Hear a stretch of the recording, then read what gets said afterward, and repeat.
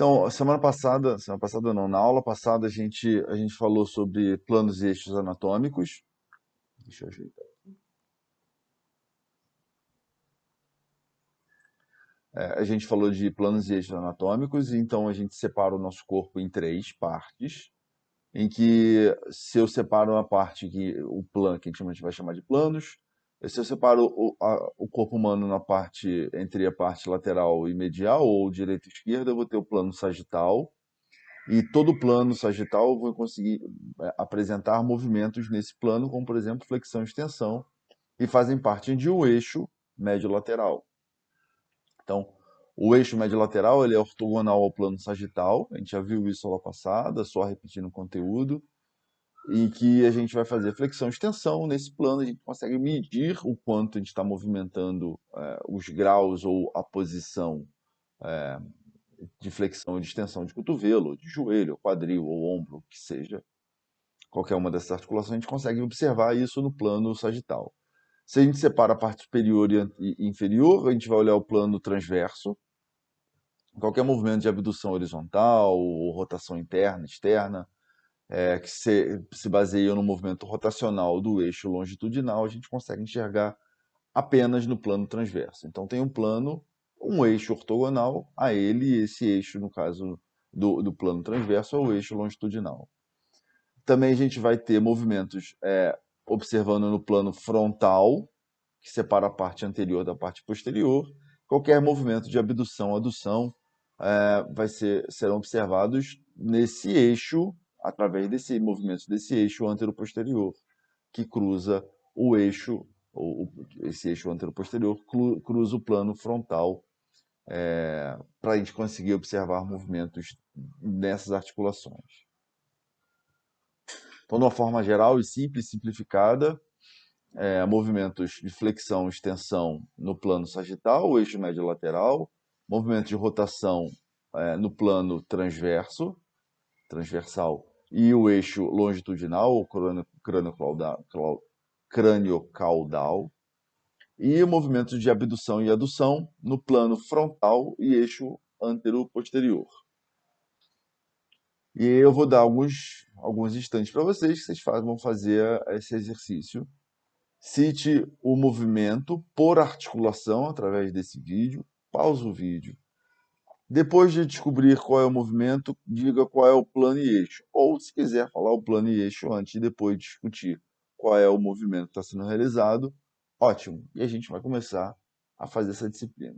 Pause o vídeo, pegue o caderninho de vocês e escrevam, porque isso vai ser fundamental se tirarem essas dúvidas com o Eugênio ao longo desse período todo. Depois que vocês terminaram, solta o pause e vamos lá. Mesma coisa, gente. Cite movimentos por articulação, plano e eixo para o exercício que está descrito aqui nesse vídeo. Para o vídeo, pega o caderno, anota plano e eixo de movimento e qual é a articulação que está sendo movimentada e o seu movimento. Tá? Partindo para o conteúdo específico da aula de hoje, que é sobre tecido ósseo, a gente vai falar sobre dois tecidos, na verdade. A gente tem como características fundamentais do tecido ósseo proteção dos órgãos internos. Então, se a gente sem as costelas, por exemplo, boa parte dos órgãos internos que a gente tem não seriam protegidos. Então, qualquer impacto poderia danificar ou lesionar esses nossos órgãos internos, por exemplo. O tecido ósseo também dá estrutura ao corpo humano. A gente já começa a ver, por exemplo, tem pessoas que têm os ombros mais largos, porque as escápulas estão mais afastadas. Como consequência disso, o tamanho dos ossos são maiores. E aí dá estrutura, dá forma para o nosso corpo. E também o tecido ósseo é responsável por uma das coisas mais fundamentais para o nosso corpo, para a gente produzir movimento de uma forma econômica ou não, que a gente vai chamar de alavancas para o movimento. Dito isto, o corpo humano é composto por 206 ossos, separados em trechos como cabeça e pescoço, tronco, tórax, Então, a gente tem todo esse tronco aqui, que algumas pessoas hoje em dia usam esse termo americanizado como core, ou core, que é a parte central do corpo, em que a gente tem articulações que vão e ossos que vão determinar algumas condições nesse trecho, e membros superiores e membros inferiores, a gente já viu isso lá na primeira, na segunda aula, e que os membros são separados entre cintura escapular, que forma um complexo do ombro, braço, antebraço e mão. Lembrem, braço é só essa parte aqui, antebraço vai do cotovelo ao punho e a mão é a parte mais distal dos membros superiores. Para membros inferiores, a gente tem a cintura pélvica, que vai desde a pelve até o quadril. A gente olha para a coxa, que vai do quadril até o joelho. A perna vai do joelho até o tornozelo. E o pé é a parte mais distal dos membros inferiores. Então a gente já separa toda a parte de cabeça e pescoço, tronco e tórax, e essa separação tem características específicas quanto aos tipos de ossos, de uma forma geral, tá? E aí a gente vai para membros superiores e membros inferiores, onde a gente tem todos esses detalhes. Aí, somando tudo, a gente tem 206 ossos. Tá. Mas o osso ele tem características específicas e levam a crer que a gente tem tipos de ossos diferentes. E essas características, tanto de formato como de estrutura, caracterizam os tipos de ossos que a gente tem. Por exemplo, a gente tem o osso longo, como por exemplo o húmero, né, de membros, principalmente antebraço, braço, coxa e perna são ossos longos. A gente tem osso plano, por exemplo, o externo, que é o osso que está entre as costelas, é o externo, que é um osso plano. A, a escápula também pode ser considerado um osso plano. Um osso curto, que são os ossos trapezoides do carpo, onde a altura, comprimento e largura dele tem mais ou menos a mesma dimensão, tá? E a gente vai chamar esse tipo de osso aqui como osso curto.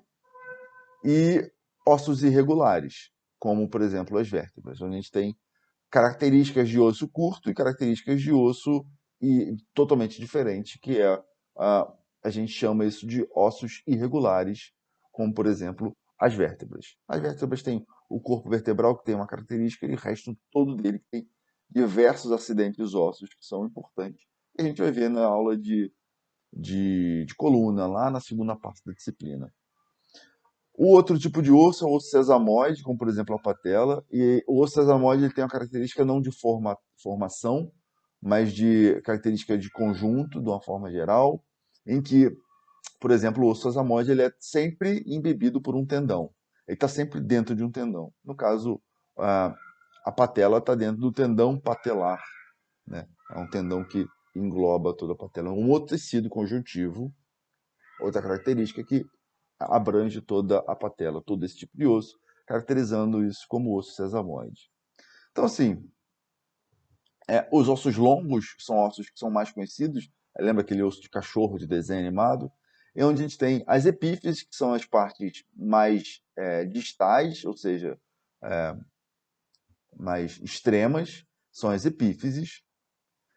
Além das epífises, a gente tem a diáfise, que é a parte central do osso e tem características. Cada parte dessa tem características específicas e por isso que tem nomes distintos. E temos as metáfises, são entre as epífises e as diáfises. Vamos lá, vamos começar a olhar os componentes ósseos desse tecido. O osso ele é composto por carbonato de cálcio e fosfato de cálcio, que dá em torno de 60% a 70% do osso. E ele é responsável pela rigidez. Eu vou mais à frente explicar algumas coisas associadas às relações mecânicas que caracterizam esse tipo de osso, que caracterizam esse tecido.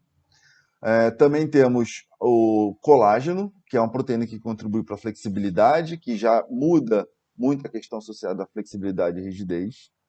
E 25 a 30% do osso é composto por água, que tem como base fundamental o transporte de nutrientes. Bom, todas essas componentes variam de acordo com diversos fatores estruturais e funcionais.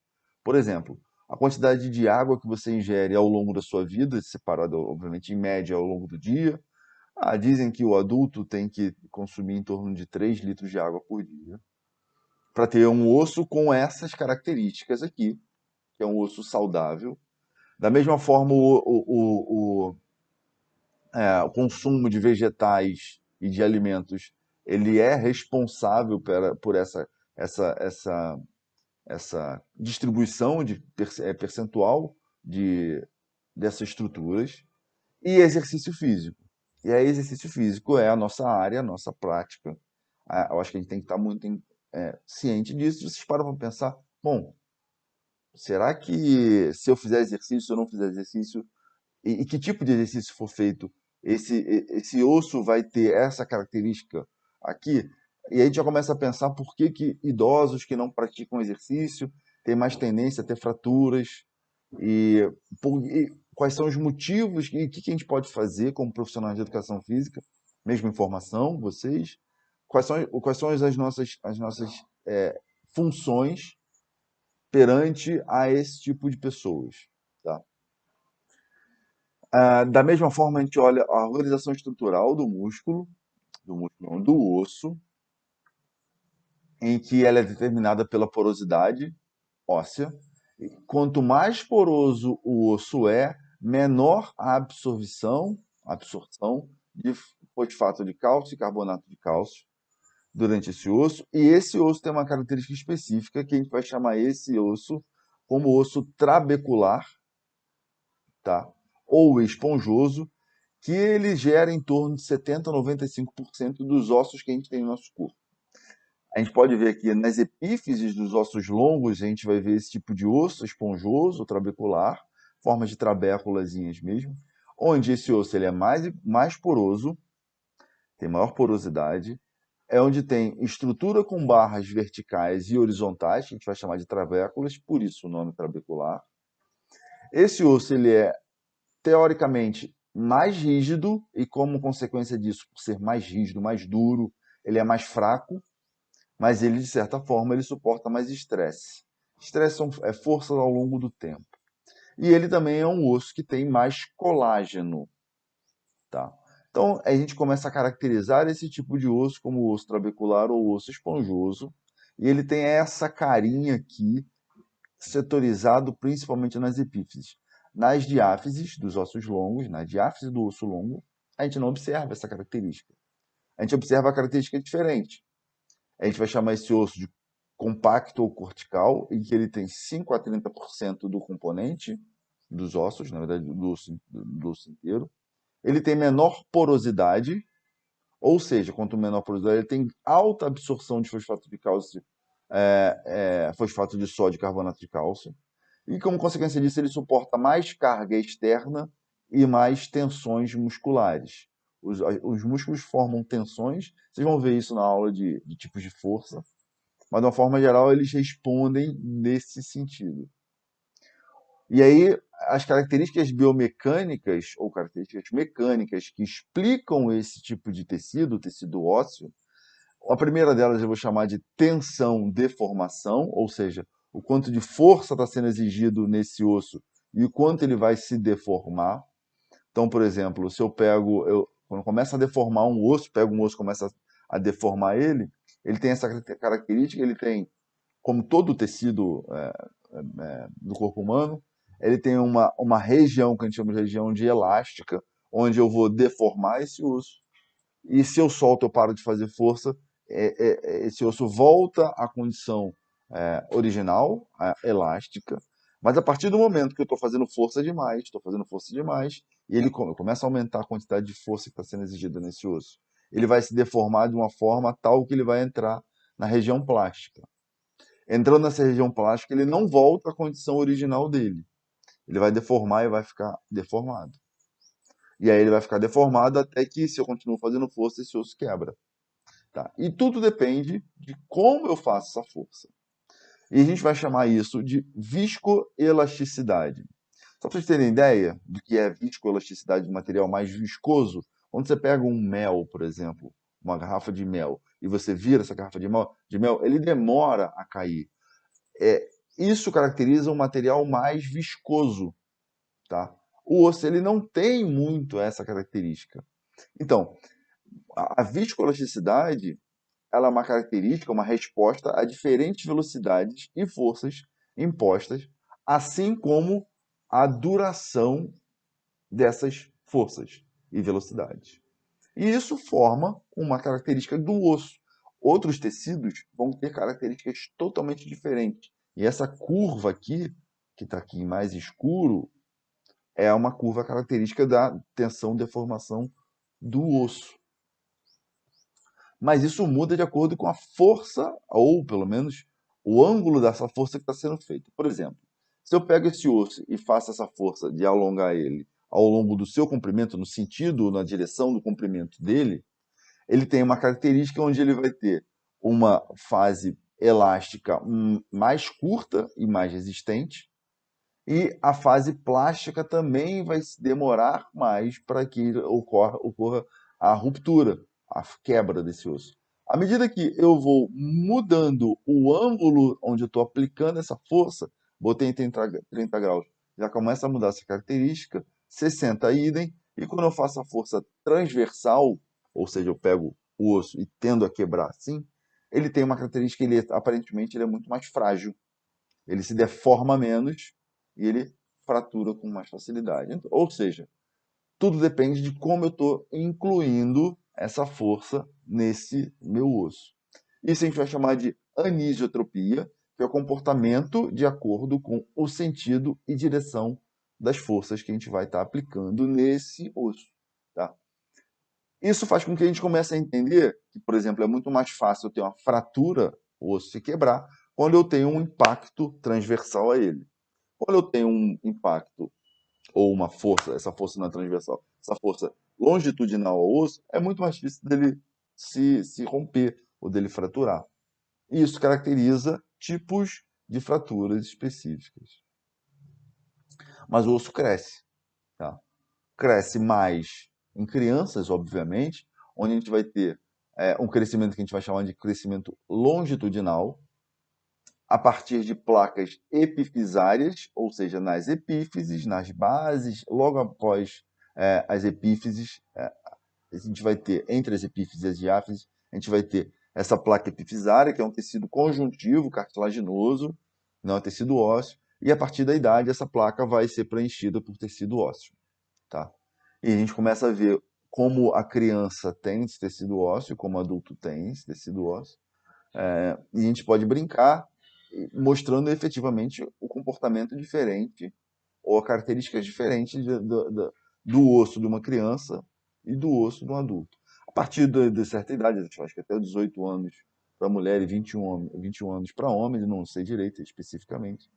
A gente vai ter ainda a placa epifisária para o homem até 21 e para a mulher até 18, se não me engano. Aí sim a gente completa toda essa placa epifisária de tecido ósseo e a gente não tem mais osso. Torna-se características de um osso de adulto. Tá? Então a gente tem esse crescimento longitudinal, ou seja, o osso vai crescendo nesse sentido, e a gente também tem crescimento circunferencial. O que é isso?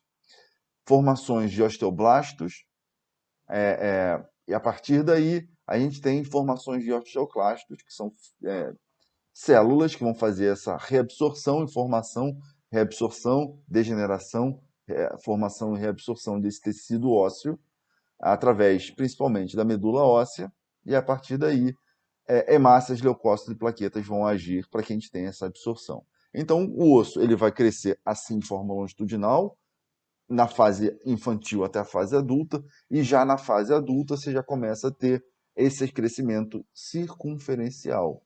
Então, por exemplo, toda vez que eu estou fazendo treinamento, musculação ou força, eu vou ter esse tendão que vai sempre puxar, o músculo vai puxar o tendão vai sempre puxar o osso. Ao longo do tempo, ou dependendo da intensidade de peso que você está fazendo, ou da frequência de vezes que você está fazendo, você começa a adicionar tecido ósseo na inserção do tendão. E aí, como consequência disso, a gente tem um aumento circunferencial dessa região onde eu estou inserindo onde o tendão se insere no osso. E aí, como consequência disso, esse osso ele torna-se torna-se a ser mais forte, mais fortalecido por esse crescimento circunferencial maior do que, por exemplo, quem não faz exercício. Está aí um dos bons motivos para que a gente faça treinamento de força, faça exercício de uma forma geral. Tá? O que ocorre com a idade é que existe um tecido, o tecido ósseo, ele não tem toda essa parte de reabsorção. A quantidade de células osteoclásticas, elas começam a diminuir e se eu começo a não fazer exercício, a gente tem uma tendência de ter diminuição desse tecido ósseo, de material ósseo.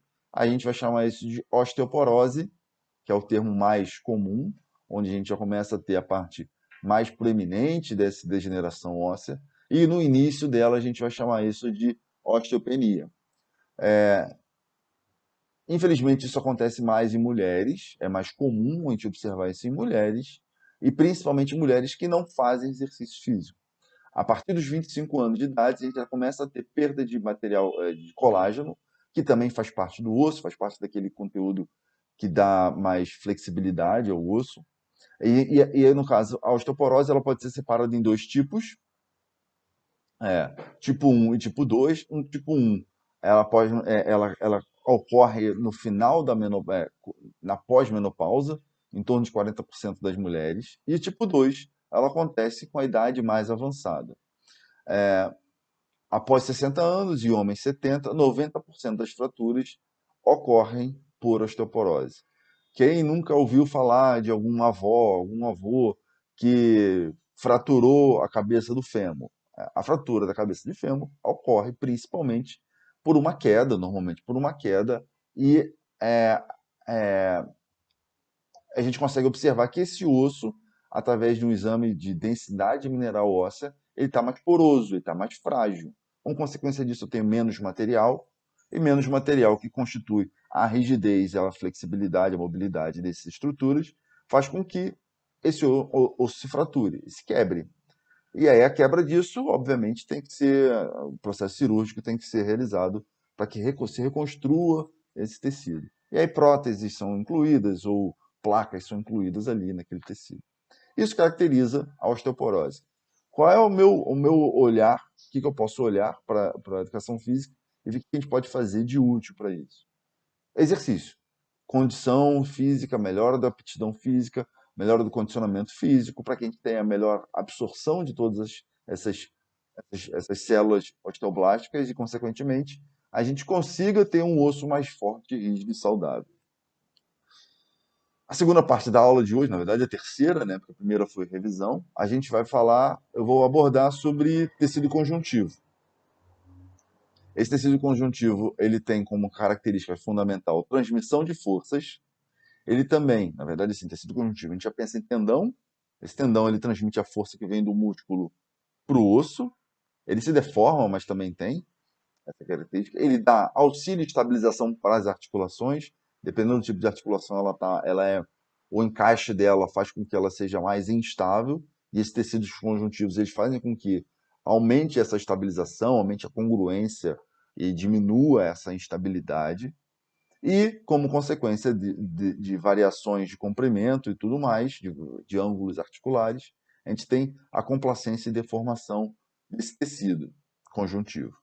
E varia de tipo para tipo, mas de uma forma geral eu vou caracterizar ele para vocês. Então, dois exemplos de tecidos conjuntivos. Vamos olhar só para esse lado de cá, depois eu volto o vídeo. Em que eu tenho a cápsula articular. A cápsula articular é um tecido conjuntivo que reveste a articulação e dá muito mais sustentabilidade, corresponde muito mais à estabilidade daquela articulação. O quadril tem uma cápsula articular espessa enorme, faz com que a gente tenha, além do encaixe articular, seja uma articulação extremamente estável. Você não vê o quadril se deslocando, tendo saída da cabeça do fêmur do acetábulo no quadril. Outro tipo de tecido conjuntivo que a gente tem no corpo humano é a fibrocartilagem. Eu vou esperar o vídeo voltar. Fibrocartilagem dá mais ou menos a ideia de congruência, aumenta a congruência dos tecidos. Deixa eu ver se eu volto aqui. E, por exemplo, no movimento de flexão ou extensão de joelho, você tem dois movimentos aí, tem movimentos rotacionais, mas tem movimentos translacionais, movimentos lineares, que o fêmur desliza na tíbia, e a gente começa a ver aqui, a gente começa a ter dois planos, então a gente tem movimento de translação e movimento de rotação do fêmur sob a tíbia, fazendo com que, se eu não tivesse um tecido conjuntivo aumentando essa congruência, uma fibrocartilagem aumentando essa congruência, que a gente vai chamar de menisco, principalmente no menisco lateral, onde a gente tem maior deslizamento. A gente pode ver esse pontinho, esse deslizamento desse ponto aqui, a gente vai chamar de variação do ponto do eixo, do deslizamento do centro de massa. Então, o menisco lateral desliza muito mais, ou seja, o fêmur desliza muito mais no menisco lateral, e no menisco medial ele faz muito mais a rotação. Se eu não tenho tecido conjuntivo, a fibrocartilagem aqui envolvendo a minha tíbia, ou seja, na base da minha tíbia, eu diminuo o quanto de área de contato eu vou ter nesse joelho. Temos também os ligamentos, e esses ligamentos no joelho eles são importantíssimos, que também é uma articulação muito instável. E no caso aqui eu tenho o ligamento, aqui seria o ligamento colateral medial. Você pode ver a espessura dele e a importância dele é que ao longo de um movimento de flexão e extensão, esse joelho esse joelho vai fazer com que ele tenha esse deslizamento e essa rotação, e nesse sentido ele vai variar bastante o comprimento. Esse ligamento ele vai ser tensionado bastante durante o movimento. Vamos ver se o vídeo roda. Não? Ah, olha lá. No meio para o final do movimento, tá vendo como o tendão, o ligamento colateral medial, ele muda bastante o seu comprimento. Agora ele está bem mais relaxado. E eles estão feitos para isso mesmo, para ser tensionados. Alguns autores chamam essa parte de tendão patelar, ligamento patelar, que vai de um osso ao outro osso. Na verdade, não é muito bem esse nome, mas tudo bem, alguns autores chamam disso. E ele também faz, você pode ver que dependendo do movimento que está sendo realizado, ele está movimentando, ele está vendo como está mudando muito o comprimento desse tendão ou desse ligamento. Ou então eu estou olhando para o tendão, se eu puxo o tendão vai puxar todas as estruturas que estão mais distais a ele, nesse caso aqui, por exemplo. Então, pessoal, vamos fazer o seguinte, na próxima aula a gente vai revisar todo esse conteúdo dessa aula de hoje, de osso, tendão. A gente vai entrar mais a fundo na aula de tipos de articulações, para dar uma cara melhor a esse conteúdo. Forte abraço.